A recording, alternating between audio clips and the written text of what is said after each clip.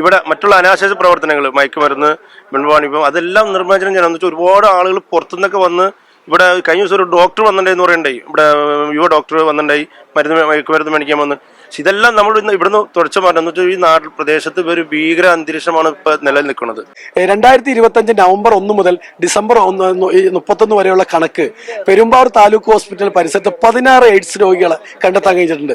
അതിലൊരു കുട്ടി 14 വയസ്സുള്ള അതിഥി തൊഴിലാളിയുടെ മകളാണ്. ആ കുട്ടി ലൈംഗികമായി ഉപയോഗപ്പെട്ടിട്ടുണ്ടെന്നാണ് അതിൽ മനസ്സിലാക്കുന്നത്. അതോടൊപ്പം തന്നെ ഈ മലയാളികളും അതിലുണ്ട്. ഇന്ന് നടന്ന മീറ്റിംഗിൽ വാഴക്കുളം പഞ്ചായത്തിലെ ഹെൽത്ത് ഇൻസ്പെക്ടർ പറഞ്ഞത് ഒരു HIV കേസ് വാഴക്കുളം പഞ്ചായത്തിൽ റിപ്പോർട്ട് ചെയ്തിട്ടുണ്ട്. ഇന്നലെ രണ്ട് ലെപ്രസി എന്ന് പറഞ്ഞാൽ കുഷ്ഠരോഗം, അത് നിർമ്മാർജ്ജനം ചെയ്തെന്നാ പറയുന്നത്. അത് ഇന്നലെ വാഴക്കുളത്ത് റിപ്പോർട്ട് ചെയ്തിട്ടുണ്ട്. അത് മലയാളികൾക്കാണ്, അത് ഇതര സംസ്ഥാന തൊഴിലാളികൾക്കല്ല. അപ്പൊ ഇതര സംസ്ഥാന തൊഴിലാളികൾ അതിപ്രസരമുള്ള സ്ഥലങ്ങളിൽ ഉള്ള 2 പേർക്കാണ് കുഷ്ഠരോഗം റിപ്പോർട്ട് ചെയ്തേക്കുന്നത്. ഇത് വ്യാപകമാകുകയാണ്.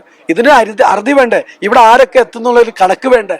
ഏതൊക്കെ രോഗികൾ എന്നൊരു കണക്ക് വേണ്ടേ? കെട്ടിടങ്ങളുമായി ബന്ധപ്പെട്ട കണക്ക് കേട്ടോ, അതൊന്നും ഇവിടെ നടക്കുന്നില്ലാന്നേ. പെരുമ്പാവൂരിലെ ഏറ്റവും കൂടുതൽ ഇതര സംസ്ഥാന തൊഴിലാളികൾ തിങ്ങിപ്പാർക്കുന്ന ഒരു മേഖലയാണ് ബായ്ക്കോളനി. ഏകദേശം 10,000-നടുത്ത ആളുകൾ ഉണ്ടെന്നുള്ളതാണ്.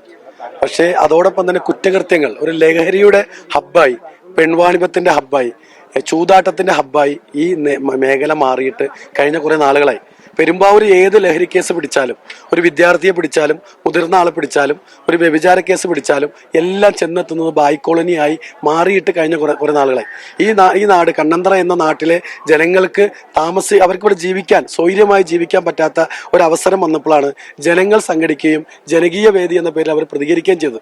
ആ പ്രതികരണത്തിന്റെ പേരിലാണ് ഞങ്ങളുടെ പ്രിയപ്പെട്ട സഹോദരൻ ഷെരീഫിനെ കള്ളക്കേസിൽ കുടുക്കി. ഇന്ന് ബഹുമാനപ്പെട്ട SP പോലീസ് സ്റ്റേഷനിൽ വിളിച്ച മീറ്റിംഗിൽ ഞങ്ങളുടെ വികാരങ്ങൾ പങ്കുവച്ചിട്ടുണ്ട്. അദ്ദേഹത്തെ കള്ളക്കേസിൽ കുടുക്കി 15 ദിവസത്തേക്ക് റിമാൻഡ് ചെയ്തിരിക്കുകയാണ്. പക്ഷെ എന്തൊക്കെ ഉണ്ടായാലും ജനങ്ങൾ ഒറ്റക്കെട്ടാണ്. നമ്മൾ ഇവിടെ അതിഥി തൊഴിലാളികൾക്ക് ഒപ്പം തന്നെയാണ്, അവർക്ക് എതിരല്ല. പക്ഷെ അവർ 100 ആളുണ്ടെങ്കിൽ 10 ആൾ മാത്രമാണ് കുറ്റവാളികൾ.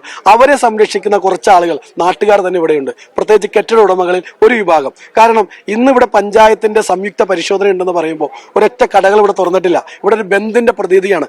ഇതിനു മുമ്പും പഞ്ചായത്തിന്റെ ആളുകൾ ഇവിടെ പരിശോധിക്കാൻ വന്നപ്പോഴും ഇതേ അവസ്ഥയായിരുന്നു. 10 വർഷം മുമ്പാണ് ഇവിടുത്തെ 2 കെട്ടിടങ്ങൾ പൊളിക്കാൻ കോടതി ഉത്തരവിട്ടത്. ആ കോടതി ഉത്തരവിട്ട തെളിവ് ഇവിടെ ബഹുമാനപ്പെട്ട സാറിന്റെ കയ്യിലുണ്ട്. എന്നിട്ട് പോലും പൊളിക്കപ്പെട്ടിട്ടില്ല. അതുപോലെ അനധികൃത നിർമ്മാണങ്ങൾ ഇവിടെ വ്യാപിച്ചേക്കാണ്.